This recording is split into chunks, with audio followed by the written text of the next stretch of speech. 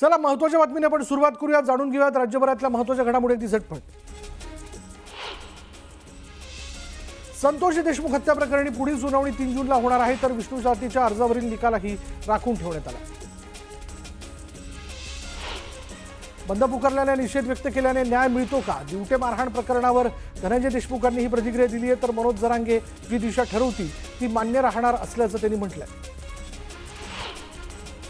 बीडमध्ये विष्णू साठेनं डिस्चार्ज अर्ज मागे घेतलाय.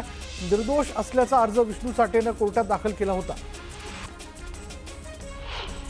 धाराशिवच्या गावसूदमध्ये शक्तीपीठ महामार्गाच्या भूसंपादनासाठी आलेल्या अधिकाऱ्यांना शेतकऱ्यांनी परत पाठवलंय. महामार्गासाठी जमीन देणार नसल्याचा शेतकऱ्यांनी निर्धार केला. वाशिम जिल्ह्यातून जाणाऱ्या अकोला आर्णी या राष्ट्रीय महामार्गावरील वनोजा ते मंगरुळपीर दरम्यानच्या महामार्गावर मोठमोठे तडे गेले, त्यामुळे वाहन चालकांना अपघाताचा धोका निर्माण झाला. जळगावच्या सावदा रेल्वे स्थानकावर अमृत भारत योजनेअंतर्गत यात्री सुविधांमध्ये सुधारणा करण्यात आली आहे. या नवीन सुविधांचा 22 मे रोजी लोकार्पण सोहळा आयोजित करण्यात आला. सोहळ्यामधील प्रसिद्ध हृदयरोगतज्ञ डॉक्टर सचिन पाटील यांचा गौरव करण्यात आला.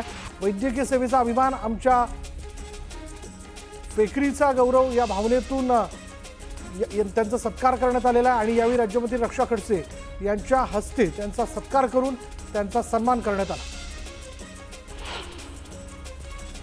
वाशिम कृषी उत्पन्न बाजार समितीत काळ्या हळदीची आवक वाढली आहे आणि या हळदीला प्रति क्विंटल 22,000चा दर मिळाला आहे. ही काळी हळद संधिवात, यकृताचे रोग आणि त्वचेचे विकार यासह इतर आजारांसाठी गुणकारी आहे.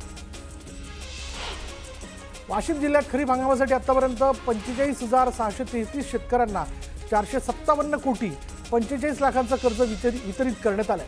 अनेकांनी कर्जाची परतफेड न केल्यानं कर्ज देण्याची गती मंदावली आहे. नाशिकमधील नामपूरच्या स्मशानभूमीतील धक्कादायक प्रकार समोर आला. एका महिलेवर अंत्यविधी केल्यानंतर तिच्या अस्थी आणि राख गायब झाली आणि त्यामुळे अघोरी कृत्याचा हा प्रकार असल्याचा संशय गावकऱ्यांनी व्यक्त केला. सोलापूर जिल्ह्यात अवकाळी पावसामुळे फळबागांना मोठा फटका बसला. 8 दिवसांमध्ये अवकाळीमुळे 240 हेक्टरवरील शेतपिकांचं नुकसान झालंय. त्यामुळे आर्थिक संकटात सापडलेल्या शेतकऱ्यांनी नुकसान भरपाईची मागणी केली आहे. जळगावच्या साखळी गावात गेल्या 15 दिवसांपासून अवकाळी पावसाने जोरदार हजेरी लावली. यामुळे केळी बागांचं मोठं नुकसान झालंय. त्यामुळे शेतकरी आर्थिक संकटात सापडला.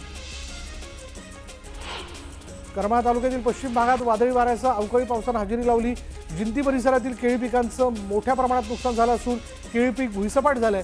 त्यामुळे नुकसानग्रस्त शेतकऱ्यांना नुकसान भरपाई द्यावी अशी मागणी शेतकऱ्यांनी केली.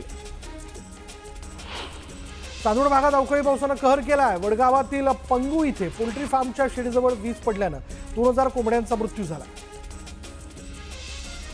बुलढाणा जिल्ह्यात अवकाळी पावसाने जोरदार हजेरी लावली आणि यावेळी वीज कोसळल्यानं 4 जनावरांचा मृत्यू झाला. यामुळे शेतकऱ्यांचं नुकसान झालं. कर्नाटकात मुसळधार पावसानं हजेरी लावली. मुसळधार पावसामुळे अनेक भागात पाणी साचल्यानं नागरिकांची चांगलीच तारंबळ उडाली. मनमाडमध्ये अवकाळी पावसाने हजेरी लावली. जोरदार हजेरी लावली आणि यामुळे रेल्वे स्टेशनचं छत गळू लागल्यानं प्रवाशांना अडचणींचा सामना करावा लागला. दरम्यान तातडीनं छत दुरुस्त करण्याची मागणी नागरिकांनी केली. नांदुरा शहरात वादळी वाऱ्यासह झालेल्या मुसळधार पावसामुळे अनेक ठिकाणी घरावरील छप्पर उडाली आहेत, तर काही ठिकाणी झाडंही उन्मळून पडली. सर्वसामान्यांची दाणादाण उडाली. त्यामुळे तातडीनं पंचनामे करून नुकसान भरपाई द्यावी अशी मागणी जिथे नागरिकांनी केली. पालघर जिल्ह्यातील पारंपरिक शेतीचा भाग असलेल्या राबणी भुजणीच्या कामाला सुरुवात करण्यात आली. मात्र अवकाळी पावसामुळे त्यातही व्यत्यय आला. 75% राब अवकाळी पावसामुळे भिजल्यानं शेतकऱ्यांपुढे भात त्याचबरोबर वरी ज्वारी रोपांच्या वाढीचं संकट निर्माण झालं. जळगावात झालेल्या वादळी वाऱ्यासह मुसळधार पावसामुळे अनेक ठिकाणी झाडं उन्मळून पडली आहेत. गुरांच्या गोठ्यांवर देखील झाडं कोसळल्यानं गोठ्याखाली गाय दबली गेली होती. यावेळी पालिकेच्या कर्मचाऱ्यांनी तिची सुखरूप सुटका केली आहे, तर झाडं कोसळल्यानं वाहनांचंही मोठं नुकसान झालंय. वाशिम जिल्ह्यातील आसेगाव जवळका परिसरात अवकाळी पावसानं हजेरी लावली. सतत 7व्या दिवशी कोसळणाऱ्या अवकाळी पावसामुळे पिकांचं नुकसान झालंय, तर उकाड्यानं हैराण झालेल्या नागरिकांना काही अंशी दिलासा मिळाला. नाशिकमध्ये ठाकरेंच्या शिवसेनेनं परिवहन कार्यालयावर मोर्चा काढला. यावेळी मोर्चेकरांनी जाचक अटींचा विरोध केलेला आहे. तातडीनं वाहनधारकांवरील अन्याय थांबवण्याची मागणी त्यांनी केली आहे. महाड MIDC परिसरात 4 वर्षांच्या अल्पवयीन मुलीवर अत्याचार करण्यात आला आणि या प्रकरणी पोलिसांनी आरोपीला अटक केली। आरोपीला भर रस्त्यात फाशी देण्यात यावी अशी मागणी करत ग्रामस्थ रस्त्यावर उतरले। जळगाव जिल्ह्यातील सावदा इथे रुग्णांच्या सोयीसाठी भव्य असं नवीन ग्रामीण रुग्णालय उभारण्यात आलंय। मात्र या रुग्णालयाला छत्रपती शिवाजी महाराजांचं नाव द्यावं अशी मागणी करत शिवसेनेसह भाजपनं आंदोलन केलं। धाराशिवमध्ये रखडलेल्या रस्त्याचं काम पूर्ण करण्यात यावं या मागणीसाठी गावकऱ्यांनी रस्त्यावर खड्डा खोदून स्वतःला अर्ध गाडून घेत आंदोलन केलंय आणि त्यामुळे दोन्ही मार्गांवरील वाहतूक काही काळासाठी बंद झाली होती। महाराष्ट्र शासनाकडून 100 दिवसांच्या कार्यालयीन सुधारणा विशेष मोहिमेत राबवण्यात आलेल्या दुसऱ्या टप्प्यात कराड वनपरिक्षेत्रात आणि तालुका कृषी अधिकारी कार्यालयानं पुणे विभागात प्रथम क्रमांक मिळवला। नंदुरबारमध्ये अहिल्यादेवी होळकर जयंतीच्या निमित्ताने भाजपकडून विविध कार्यक्रमांचं आयोजन करण्यात आलं आणि या मंदिरांचा जीर्णोद्धार, सफाई, नद्यांचे घाट सफाई, नदी आरती अशा उपक्रमांचा यामध्ये समावेश आहे। ठाण्याच्या शहापूरमध्ये 5 दिवसीय आंबा महोत्सवाचं आयोजन करण्यात आलं आणि यावेळी प्रकाश भांगरथ यांच्या हस्ते उद्घाटन करण्यात आलं। आंबा महोत्सवात विविध प्रजातींचे आंबे विक्रीसाठी उपलब्ध करण्यात आले। कोंढवा बुद्रुक इथे भोलेनाथ चौकाजवळ भरधाव कारने एका लहान मुलाला चिरडले। या अपघातात लहान मुलाचा मृत्यू झाला। स्थानिक नागरिकांनी चालकाला पकडून पोलिसांच्या ताब्यात दिले। कल्याण पश्चिम येथील भाजी विक्री करणाऱ्या एका महिलेला एका मद्यधुंद व्यक्तीने तू बांगलादेशी आहेस, पुरावे दाखव नाहीतर तुला इकडून हाकलून देईन असं म्हणत भर रस्त्यात शिवीगाळ केली। अचानक झालेल्या या प्रकारामुळे महिला घाबरून गेली आणि तिने तातडीने खडकपाडा पोलिसांना 4 वेळा संपर्क केला। मात्र पोलीस वेळेत न आल्यानं नागरिकांनी संताप व्यक्त केला। पिंपरी चिंचवडमधील भटक्या कुत्र्यांना विष देऊन ठार मारल्याप्रकरणी पोलिसांनी एका उच्च शिक्षित तरुणाला अटक केली आहे। त्यानं 12 भटक्या कुत्र्यांवर विषप्रयोग करण्याचा प्रयत्न केला होता आणि त्यात 8 कुत्र्यांचा तडफडून मृत्यू झाला। उल्हास नदीच्या पात्रातच मोठ्या प्रमाणात मातीचा भराव टाकून नदीचं पात्र अरुंद केलं जात आहे आणि त्यामुळे दरवर्षीपेक्षा यंदा पुराचा धोका वाढलाय। पुराचा धोका वाढल्यानं बदलापूर चांगलेच धास्तवले। पिंपरी चिंचवड शहरातील 65% शाळांचं मॅपिंग अंतिम टप्प्यात आहे। अवघ्या 35% शाळांचं मॅपिंग बाकी असून लवकरच सर्व शाळा ऑनलाईन दिसणार आहेत। जवळपास पिंपरी चिंचवडमधील 665 शाळा ऑनलाईन होणार आहेत। विमानतळ बाधित शेतकऱ्यांच्या शेत जमिनीच्या 7/12 उतारावर शेरे मारल्यानंतर हरकती नोंदवण्यास 15 दिवसांचा कालावधी देण्यात आला आहे। तसंच 7/12 उतारावर भूसंपादनासाठी इतर हक्कांमध्ये नोंदीचा फेरफार होणार आहे। तर शेतकऱ्यांच्या 7/12वर विमानतळाचा शिक्का मारण्यात आला असून जमीन विक्रीस बंदी घालत सक्तीचं भूसंपादन करण्यात आलं आहे। पालिका हद्दीमध्ये समाविष्ट गावात पालिकेनं कोणतीही पाणीपुरवठा योजना राबवलेली नाही। त्यामुळे नागरिकांना टँकरद्वारे पाणीपुरवठा केला जातोय। दिवसाला जवळपास 1000 टँकरनं पाणीपुरवठा सुरू आहे। राज्यातील बदलत्या वातावरणाचा फटका भाजीपाल्याला देखील बसलाय। भाज्यांची आवक घटल्यानं दरांमध्ये जवळपास 10 ते 12% वाढ झाली आहे। टोमॅटो, फ्लावर, शिमला मिरची आणि मटाराच्या दरात वाढ झाली आहे।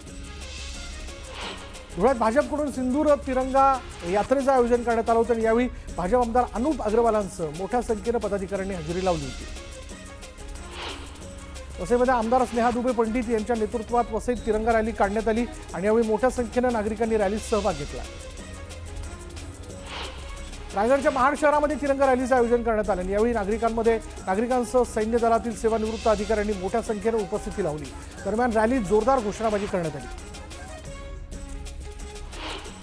ऑपरेशन सिंदूरच्या यशानंतर भाजपच्या वतीनं यवतमाळच्या पुसद तालुक्यात सिंदूर सन्मान रॅली तिरंगा रॅली जी ती काढण्यात आली। यावेळी भारत माता की जयच्या घोषणाने आसमंत दणाणून गेला होता। कृषी मंत्री माणिकराव कोकाटे यांच्या उपस्थितीत नाशिक जिल्ह्यात खरीप हंगाम आढावा बैठक पार पडली। यावेळी कृषी विभागाचं व्हॉट्सअप चॅनलचं कृषी मंत्र्यांच्या हस्ते उद्घाटन पार पडले। तर केंद्रीय कृषी मंत्री शिवराज सिंग चौहान व्हीसीद्वारे बैठकीला हजर होते। कृषी मंत्री माणिकराव कोकाटे यांनी घेतलेल्या बैठकीला लाभ क्षेत्र विकास अधिकारी महावितरणचे अधीक्षक अभियंता अनुपस्थित असल्यानं कोकाटे चांगले संतापले। गैरहजर अधिकाऱ्यांना कोकाटेंनी नोटीस बजावली तर सोलरच्या प्रश्नावरनं महावितरणच्या कार्यकारी अभियंत्यांनाही कोकाटेंनी धारेवर धरलं। केंद्राच्या शिष्टमंडळावरनं संजय राऊतांनी केलेल्या टीकेला शरद पवारांनी प्रत्युत्तर दिलंय। जागतिक प्रश्नावर पक्षीय भूमिका घ्यायची नसते तर इथं स्थानिक राजकारण आणू नये ही आमची भूमिका असल्याचं पवारांनी स्पष्ट केलं। उपमुख्यमंत्री अजित पवार बीड दौऱ्यावरती आहेत आणि यावेळी त्यांनी परळीतील प्रभू वैद्यनाथ यांचं दर्शन घेत पूजा केली आणि यावेळी त्यांच्यासोबत पंकजा मुंडेंसह धनंजय मुंडे हजर होते। येतो या ॲपच्या माध्यमातून सिंधुदुर्ग जिल्ह्यात नवीन गोष्टी करण्याचा प्रयत्न केला जातोय। या ॲपमुळे जिल्ह्याच्या अर्थकारणाला निश्चितच चालना मिळेल असं प्रतिपादन मत्स्य व्यवसाय मंत्री नितेश राणेंनी केलं। जालन्यातील शास्त्रीनगर भागात विद्युत खांब कोसळल्याची घटना घडली। विद्युत पुरवठा खंडित झाल्यानं सुदैवानं मोठी हानी टळली। अनेक दिवसांपासून नागरिकांनी महावितरणच्या अधिकाऱ्यांना धोकादायक खांबाबद्दल माहिती दिली होती, मात्र अधिकाऱ्यांच्या दुर्लक्षामुळे मोठी दुर्घटना घडल्यानं नागरिकांनी संताप व्यक्त केला। नागपुरातून घरफोडीसह दुचाकी चोरणाऱ्या 2 कुख्यात गुन्हेगारांना पोलिसांनी अटक केली। त्यांच्याकडून 5 दुचाकी 4 मोबाईल पोलिसांनी हस्तगत केले। रेशनच्या तांदळाचा परराज्यात काळा बाजार करण्याच्या उद्देशानं जाणाऱ्या 3 ट्रकवर पोलिसांनी कारवाई केली। पोलिसांनी 3 ट्रक जप्त केले असून एकूण 856 क्विंटल रेशनचा तांदूळ जप्त करण्यात आला। तब्बल 53,76,000चा मुद्देमाल हस्तगत करण्यात पोलिसांना यश आलं। जालन्यात धुळे सोलापूर महामार्गावर कारचा भीषण अपघात झाला। या अपघातात मायलिकीचा जागीच मृत्यू झालाय, तर 3 जण गंभीर जखमी झाले। या अपघातात कारचा पूर्ण चक्काचूर झाला। धुळ्यात 4 तरुणांनी फसवणूक होण्यापासून वाचवण्यात पोलिसांना यश आले आणि 1 लाखाच्या बदल्यात 5 लाख रुपये देण्याचे आमिष या तरुणांना देण्यात आलं होतं। जळगाव जिल्ह्यातील पाचोरामध्ये भीषण अपघात झालाय। बसनं दुचाकीला जोरदार धडक दिल्यानं दुचाकी स्वाराचा जागीच मृत्यू झाला। या प्रकरणी पाचोरा पोलीस ठाण्यात अपघाती मृत्यूची नोंद करण्यात आली। चंद्रपुरातील जनता कॉलेज चौकात असलेल्या JVR बुक डेपोला भीषण आग लागली। या आगीत संपूर्ण बुक डेपो जळून खाक झाल्यानं लाखोंचं नुकसान झालं। अकोल्यात रेल्वे स्थानक परिसरात एका युवकावर जीवघेणा हल्ला करण्यात आला आणि या हल्ल्यात तरुण गंभीर जखमी झालाय।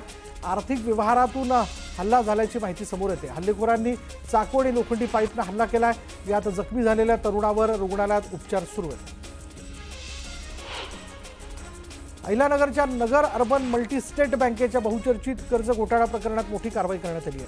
कर्जदार सुशील घनश्याम अग्रवाल यांच्या अटकपूर्व जामीन न्यायालयाने रद्द केलाय आणि कर्ज फेडण्यास टाळाटाळ केल्यानं ही कारवाई करण्यात आली।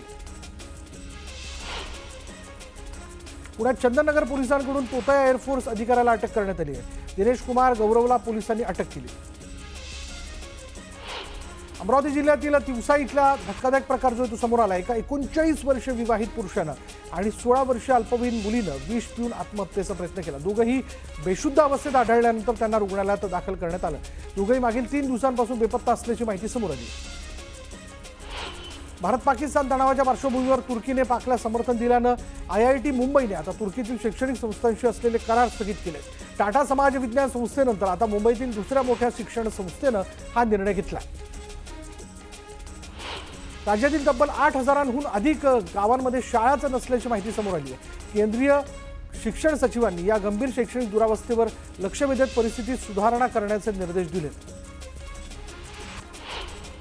यंदा 11वी प्रवेशात विज्ञान शाखेचा कट ऑफ वाढणार असल्याचा अंदाज व्यक्त करण्यात आला। AI मधील करिअर आणि इतर वाढत्या संधींमुळे विद्यार्थ्यांचा विज्ञानाकडे कल वाढतो। सिटी कक्षाकडून PCB गटाच्या घेण्यात आलेल्या परीक्षेतील प्रश्न दिलेले पर्याय याबाबत विद्यार्थ्यांना त्यांच्या तक्रारी आणि हरकती 19 मे पासून नोंदवता येणार आहेत। त्यामुळे चुकीचा प्रश्न किंवा पर्याय याबाबत विद्यार्थ्यांची शंका दूर होण्यास मदत होईल। राज्यात पहिल्यांदाच इयत्ता 11वीची प्रवेश प्रक्रिया केंद्रीय ऑनलाईन पद्धतीने राबवण्यात येणार आहे आणि त्यासाठी राज्यभरातील 9,294 कनिष्ठ महाविद्यालयांनी नोंदणी केली आहे। ऑनलाईन प्रवेशासाठी 21 मे पासून अर्ज करता येणार आहे। 11वी प्रवेशाची प्रक्रिया ऑनलाईन पद्धतीने होणार आहे आणि यावर्षी 10वीला उत्तीर्ण झालेल्या 14.55 लाख विद्यार्थ्यांसाठी 20.43 जागा उपलब्ध आहेत। मुंबई विभागाचा विचार करता मुंबई विभागातनं 3.21 लाख विद्यार्थी उत्तीर्ण झालेले आहेत, तर मुंबई विभागातील 1,265 कनिष्ठ महाविद्यालयांमध्ये तब्बल 4.61 लाख जागा असणार आहेत। गेल्या वर्षीच्या तुलनेतही ही वाढ मोठी आहे। मुंबईची इंडियन इन्स्टिट्यूट ऑफ टेक्नॉलॉजी आणि जपानच्या तोहोकू विद्यापीठातून PhD करण्याची संधी भारतीय विद्यार्थ्यांना मिळणार आहे। दोन्ही विद्यापीठांमध्ये झालेल्या सामंजस्य करारामुळे यंदाच्या शैक्षणिक वर्षापासून हा शैक्षणिक कार्यक्रम राबवला जाईल। पाकच्या ट्रेन अपहरणाचा थरारक व्हिडिओ समोर आला। बलूच लिबरेशन आर्मीनं हा व्हिडिओ जारी केला आणि या व्हिडिओच्या माध्यमातून त्या अपहरणावेळी नेमकं काय घडलं, पाकच्या जाफर एक्सप्रेसचं अपहरण कसं झालं आणि पाक सैन्यासाठी कसा सापळा रचला गेला याबाबत माहिती समोर आली। इस्रायली सैन्य संपूर्ण गाझापट्टीचा ताबा घेईल असं मोठं विधान पंतप्रधान बेंजामिन नेतान्याहू यांनी केलंय आणि दरम्यान इस्रायली सैन्यानं गाझापट्टी भागात नव्यानं आक्रमणं सुरू केली आहेत. त्याचबरोबर युद्ध अधिक तीव्र करण्यात येणार आहे.